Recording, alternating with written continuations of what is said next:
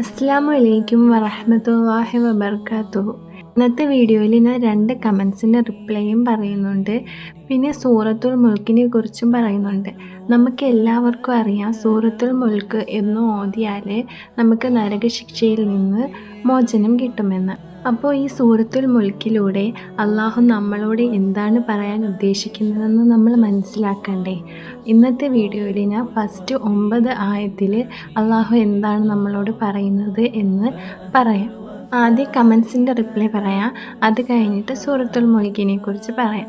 ഫസ്റ്റത്തെ കമൻറ്റ് ഞാൻ പറയാൻ പോണത്, മറ്റുള്ളവരുടെ അനുഗ്രഹം കണ്ടിട്ട് നമുക്ക് സങ്കടം വരും. നമ്മൾ എത്ര പ്രാർത്ഥിച്ചിട്ടായാലും അള്ളാഹു നമ്മുടെ പ്രാർത്ഥനകളൊന്നും കേൾക്കുന്നില്ലല്ലോ എന്ന്. ഇതുപോലെ നമ്മുടെ എല്ലാവരുടെയും ജീവിതത്തിൽ ഏതെങ്കിലും ഒരു നിമിഷത്തിൽ തോന്നിപ്പോയിട്ടുണ്ടായിരിക്കും. അതുകൊണ്ടാണ് ഞാനിപ്പോൾ ഇത് പറയാമെന്ന് വിചാരിച്ചത്. നമുക്ക് എല്ലാവർക്കും അറിയാം, അള്ളാഹുവിനോട് ഒട്ടും അടുക്കാത്തവർക്കും നിസ്കരിക്കാത്തവർക്കും നല്ലപോലെ ഡ്രസ്സ് ധരിക്കാത്തവർക്കും അള്ളാഹുവിനെ വിശ്വസിക്കാത്തവർക്കും ഒക്കെ ഒരുപാട് അനുഗ്രഹങ്ങൾ അള്ളാഹു കൊടുക്കുന്നു. പക്ഷേ നമ്മളെന്നും കറക്റ്റായിട്ട് നിസ്കരിച്ചിട്ടും അള്ളാഹുവിനോട് ഒരുപാട് അടുത്തിട്ടും അള്ളാഹുവിനോട് ഒരുപാട് ദുആ ചെയ്തിട്ടും അള്ളാഹു നമ്മളുടെ പ്രാർത്ഥനകൾ കേട്ട് നമ്മുടെ ആഗ്രഹങ്ങൾ സാധിച്ചു തരുന്നില്ലല്ലോ എന്നൊക്കെ മനസ്സിൽ വരുമായിരിക്കും. ഞാൻ നിങ്ങൾക്കിനി കുറച്ച് ഹദീസൊക്കെ പറഞ്ഞു തരാം. ജാമിയ തിർമിദി 2320 ഹദീസിൽ നബി സല്ലല്ലാഹു അലൈഹി വസല്ലം പറയുന്നു, അള്ളാഹുവിൻ്റെ മുമ്പിൽ ഈ ലോകത്തിന് ഒരു കൊതുകിൻ്റെ ചിറകിൻ്റെ വിലയെങ്കിലും ഉണ്ടായിരുന്നെങ്കിൽ അള്ളാഹു അവിശ്വാസികൾക്ക് ഒരു കവിള് വെള്ളം പോലും കുടിക്കാൻ കൊടുക്കില്ലായിരുന്നു എന്ന്. ഇതിലൂടെ നമുക്ക് എന്ത് മനസ്സിലാക്കാം? അള്ളാഹു മറ്റുള്ളവർക്ക് അനുഗ്രഹം കൊടുത്തെന്ന് വെച്ച് അള്ളാഹുവിന് അവരോട് സ്നേഹമുണ്ട്, നമ്മളോട് സ്നേഹമില്ല എന്നല്ല അർത്ഥം. ഇനി ജാമിയ തിർമിദിയിലെ 2396 ഹദീസിൽ നബി സല്ലല്ലാഹു അലൈഹി വസല്ലം പറയുന്നു, അള്ളാഹു ഒരാളെ ഇഷ്ടപ്പെടുന്നുണ്ടെങ്കിൽ അള്ളാഹു അയാൾക്ക് ഒരുപാട് പരീക്ഷണങ്ങൾ കൊടുക്കും. പരീക്ഷണങ്ങൾ ഒരുപാട് തരത്തിലുണ്ട്. നമ്മൾ ആഗ്രഹിച്ച പോലത്തെ ജീവിതം നമുക്ക് കിട്ടിയെന്ന് വരത്തില്ല. നമ്മൾ ചെയ്യുന്ന ദുആകളിൽ താമസം വരും. നമുക്ക് ഒരുപാട് അസുഖങ്ങൾ വരാം. ദാരിദ്ര്യങ്ങൾ കൊണ്ട് അള്ളാഹു നമ്മളെ പരീക്ഷിക്കും. ഒറ്റപ്പെടുത്തൽ കൊണ്ട് നമ്മളെ അള്ളാഹു പരീക്ഷിക്കും. ഇനി ഒരുപാട് കാര്യങ്ങൾ കൊണ്ട് നമ്മളെ അള്ളാഹു പരീക്ഷിക്കും. അപ്പോൾ നമ്മൾ വിചാരിക്കും അള്ളാഹു നമ്മളെ വിഷമങ്ങൾ കൊണ്ട് മാത്രമേ പരീക്ഷിക്കൂ എന്ന്. എന്നാൽ അങ്ങനെയല്ല. അള്ളാഹു നമ്മളെ സന്തോഷത്തിലും പരീക്ഷിക്കും. നമുക്ക് സന്തോഷം തരുന്നത് വരെ അള്ളാഹു പരീക്ഷിക്കാൻ വേണ്ടിയിട്ടാണ്. നമുക്ക് ഒരുപാട് പൈസ തന്ന് പരീക്ഷിക്കും. നമ്മൾ മറ്റുള്ളവർക്ക് ദാനം ചെയ്യുന്നുണ്ടോ, മറ്റുള്ളവരെ സഹായിക്കുന്നുണ്ടോ എന്നൊക്കെ അറിയാൻ വേണ്ടിയിട്ട്, നമ്മൾ അഹങ്കരിക്കുന്നുണ്ടോ എന്ന് നോക്കാൻ വേണ്ടിയിട്ട്. നമുക്ക് എത്ര വിഷമങ്ങൾ വന്നാലും എത്ര സന്തോഷങ്ങൾ വന്നാലും ഒരിക്കലും നമ്മൾ അള്ളാഹുവിനെ മറക്കരുത്. ഒരിക്കലും നമ്മുടെ നിസ്കാരത്തെ നഷ്ടപ്പെടുത്തരുത്. നമുക്ക് ഒട്ടും വയ്യാത്ത അവസ്ഥയിലാണെങ്കിൽ പോലും നമുക്ക് ഓർമ്മയുണ്ടെങ്കിൽ നമ്മൾ നിസ്കരിക്കണം. നമുക്ക് എപ്പോഴും അള്ളാഹു മാത്രമേ കൂടെ കാണൂ എന്ന് ആലോചിക്കണം. മുസ്നദ് അഹമ്മദിലെ 10427 ഹദീസിൽ പറയുന്നുണ്ട്, അള്ളാഹു ഈ ദുനിയാവിൽ വെച്ച് ഇഷ്ടപ്പെടുന്നവർക്കും ഇഷ്ടപ്പെടാത്തവർക്കും അനുഗ്രഹങ്ങൾ കൊടുക്കും. എന്നാൽ അള്ളാഹുവിന് ഇഷ്ടപ്പെട്ടവർക്ക് മാത്രമേ അള്ളാഹു ദീൻ കൊടുക്കുകയുള്ളൂ. നമ്മളൊന്ന് ആലോചിച്ച് നോക്കണം. നമ്മളെ എല്ലാവരെയും അള്ളാഹു മുസ്ലിമാക്കി. ഈ ലോകത്ത് എത്രയോ പേരുണ്ട്, എന്നിട്ട് അള്ളാഹു നമ്മളെ മുസ്ലിമാക്കി. അത് തന്നെ അള്ളാഹു തന്ന ഏറ്റവും വലിയ അനുഗ്രഹമാണ്. ലോകത്ത് എത്രയോ മുസ്ലിംസ് ഉണ്ട്. ആ മുസ്ലിംസിലും എത്രയോ പേര് അള്ളാഹുവിനെ മറന്ന് ജീവിക്കുന്നു. പക്ഷേ അള്ളാഹു നമുക്ക് അള്ളാഹുവിനോട് സ്നേഹിക്കാനുള്ള മനസ്സ് തന്നു, ദീനിനെ മനസ്സിലാക്കാനുള്ള മനസ്സ് തന്നു, ദീനനുസരിച്ച് ജീവിക്കാനുള്ള മനസ്സ് തന്നു. ഇതെല്ലാം അനുഗ്രഹങ്ങളാണ്. ഈ അനുഗ്രഹത്തെക്കാട്ടി വലിയ അനുഗ്രഹങ്ങൾ വേറെ ഒന്നുമില്ല. ചിലപ്പോൾ നമുക്ക് ഈ ലോകത്തുള്ള ജീവിതത്തിൽ വെച്ച് ഒരുപാട് വേദനകൾ സഹിക്കേണ്ടി വരും.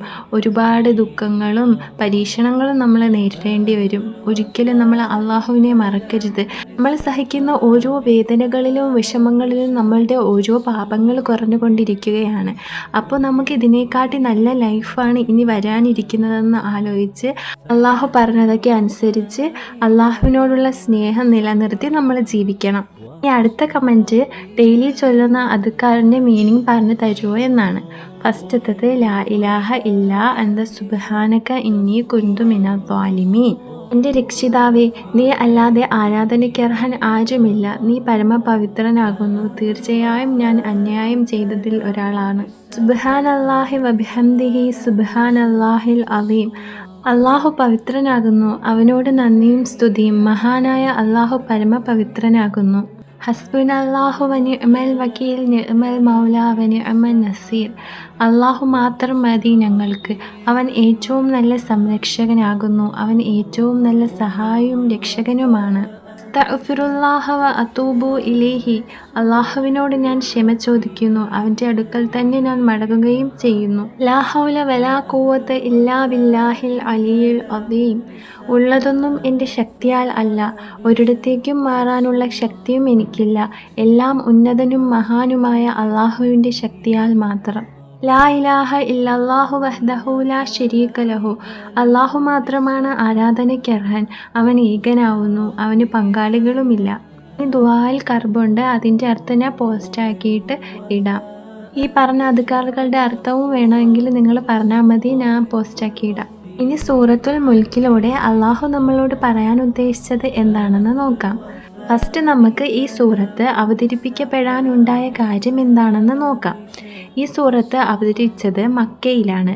ആ കാലഘട്ടത്തിൽ, ഇസ്ലാമിൻ്റെ ആദ്യ കാലഘട്ടത്തിൽ ഖുറൈശിലെ പോളിത്തീസ്റ്റുകാർ നബി സല്ലല്ലാഹു അലൈഹി വസല്ലമയെ ഒരുപാട് അപമാനിക്കുകയും പരിഹസിക്കുകയും നബി സല്ലല്ലാഹു അലൈഹി വസല്ലമയുടെ സന്ദേശങ്ങളെ തള്ളിക്കളയുകയും ചെയ്തിരുന്ന സമയമായിരുന്നു. ഈ സൂറത്തിലൂടെ അള്ളാഹുവിൻ്റെ സൃഷ്ടികളെക്കുറിച്ചും അള്ളാഹുവിൻ്റെ സൃഷ്ടികളുടെ പെർഫെക്ഷനെ കുറിച്ചും അള്ളാഹുവിൻ്റെ ശക്തിയെക്കുറിച്ചും നരകത്തെക്കുറിച്ചും നരകത്തിലെ ശിക്ഷയെക്കുറിച്ചും ഒക്കെ പറയുന്നതാണ്.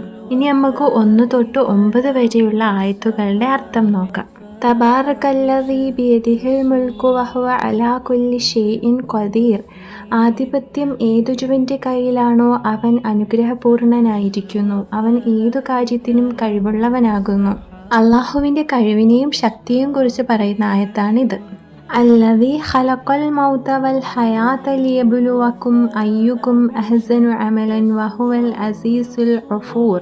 നിങ്ങളിൽ ആരാണ് കൂടുതൽ നന്നായി പ്രവർത്തിക്കുന്നവൻ എന്ന് പരീക്ഷിക്കുവാൻ വേണ്ടി മരണവും ജീവിതവും സൃഷ്ടിച്ചവനാകുന്നു അവൻ. അവൻ പ്രതാപിയും ഏറെ പൊറുക്കുന്നവനുമാകുന്നു. നമ്മളിൽ സൽക്കർമ്മം ചെയ്യുന്നവൻ ആരാണെന്ന് അറിയാൻ വേണ്ടിയാണ് അള്ളാഹു ജീവിതവും മരണവും ഒക്കെ സൃഷ്ടിച്ചവൻ. പിന്നെ അള്ളാഹു ഏറെ പൊറുക്കുന്നവനുമാകുന്നു എന്നാണ് ഈ ആയത്തിൽ പറയുന്നത്. അല്ലദീ ഖലഖ സബ്അ സമാവാതിൻ തിബാഖൻ മാ തറാ ഫീ ഖൽഖിർ റഹ്മാനി മിൻ തഫാവുത്തിൻ ഫർജിഹിൽ ബസറ ഹൽ തറാ മിൻ ഫുതൂർ. 7 ആകാശങ്ങളെ അടുക്കുകളായി സൃഷ്ടിച്ചവനാകുന്നു അവൻ. പരമകാരുണികൻ്റെ സൃഷ്ടിപ്പിൽ യാതൊരു ഏറ്റക്കുറവും നീ കാണുകയില്ല. എന്നാൽ നീ ദൃഷ്ടി ഒന്നുകൂടി തിരിച്ചു കൊണ്ടുവരൂ, വല്ലവിടവും നീ കാണുന്നുണ്ടോ? അള്ളാഹുവിൻ്റെ സൃഷ്ടിപ്പിൽ എന്തെങ്കിലും കുറവുകൾ കണ്ടുപിടിക്കാൻ കഴിയുന്നുണ്ടോ എന്നാണ് ഈ ആയത്തിലൂടെ ചോദിക്കുന്നത്. സുമ്മർജിഹിൽ ബസറ കററതൈനി യൻഖലിബ് ഇലൈകൽ ബസറു ഖാസിഅൻ വഹുവ ഹസീർ. പിന്നീട് 2 തവണ നീ കണ്ണിനെ തിരിച്ചു കൊണ്ടുവരൂ, നിന്റെ അടുത്തേക്ക് ആ കണ്ണ് പരാജയപ്പെട്ട നിലയിലും പരവശമായിക്കൊണ്ടും മടങ്ങി വരും. അള്ളാഹുവിൻ്റെ സൃഷ്ടിപ്പിൽ എത്ര കുറവുകൾ നമ്മൾ കാണാൻ ശ്രമിച്ച് നോക്കിയാലും നമ്മൾ പരാജയപ്പെട്ടു പോകത്തേ ഉള്ളൂ എന്നാണ് ഈ ആയത്തിലൂടെ പറയുന്നത്. വലഖദ് സയ്യന്ന السماء الدنيا بمصابيح وجعلناها رجوما للشياطين وأعتدنا لهم عذاب السعير.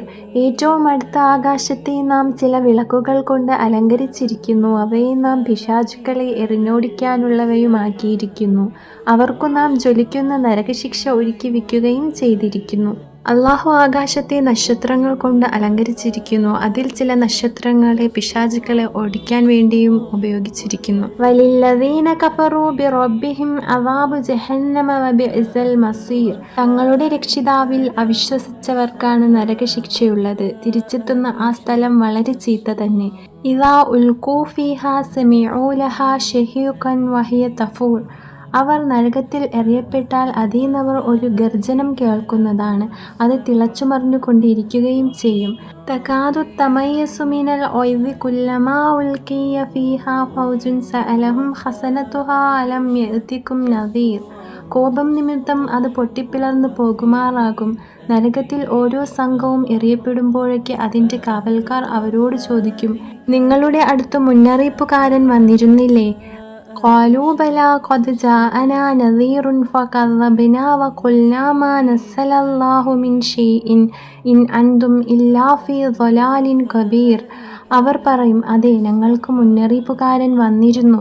അപ്പോൾ ഞങ്ങൾ നിഷേധിച്ച് തള്ളുകയും അല്ലാഹു യാതൊന്നും ഇറക്കിയിട്ടില്ല, നിങ്ങൾ വലിയ വഴികേടിൽ തന്നെയാകുന്നു എന്ന് ഞങ്ങൾ പറയുകയുമാണ് ചെയ്തത്. ഇങ്ങനെയാണ് സൂറത്തുൽ മുൽക്കിൻ്റെ ഫസ്റ്റത്തെ 9 ആയത്തിൻ്റെ അർത്ഥം. ബാക്കി ഞാൻ അടുത്ത വീഡിയോകളിലായിട്ട് അർത്ഥങ്ങൾ പറഞ്ഞു തരാം. എപ്പോഴും നമ്മൾ ഓർക്കേണ്ടത് നമ്മുടെ ഈ ലോകം ഒരു പരീക്ഷ മാത്രമാണ്. ഈ പരീക്ഷ ജയിച്ചാലേ നമുക്ക് യഥാർത്ഥ ലോകത്തിൽ പോയി സന്തോഷത്തോടെ ജീവിക്കാൻ പറ്റൂ. അതുകൊണ്ട് നമ്മൾ എപ്പോഴും അള്ളാഹുവിനെ ഓർത്ത് ജീവിക്കാം. ഇത്രയേ ഉള്ളൂ ഇന്നത്തെ video. Thank you for watching.